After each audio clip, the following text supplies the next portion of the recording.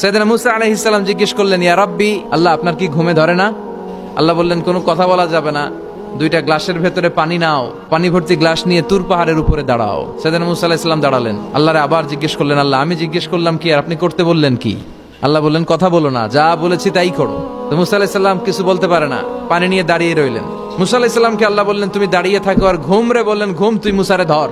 ঘুম যে এবার সাইয়েদনা মুসা আলাইহিস সালামকে ধরেছে, উনি ঘুমের ধাক্কায় আর থাকতে পারে না, একবার ডানে যায় আরেকবার বায়ে যায়। ঘুমের ধাক্কায় হঠাৎ করে কাত হয়ে পড়ে যায়, আর গ্লাসগুলো মাটিতে পড়ে খান খান হয়ে ভেঙে যায়। আল্লাহ ডেকে বললেন, মুসা বেশি কিছু হেফাজতের তো দায়িত্ব দেই নাই, শুধু দুইটা গ্লাস হেফাজতের দায়িত্ব দিয়েছি। ঘুমের কারণে এগুলোর হেফাজত করতে পারো নাই, ভেঙে খান খান হয়ে গিয়েছে।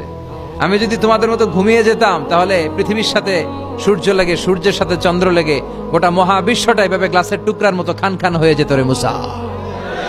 এজন্য লা তাখুযুহু সিনাতুন ওয়ালা নাওম, আমার ঘুমেও ধরে না, ঘুমের আগে যে তন্দ্রা আসে ওইটাও ধরে না।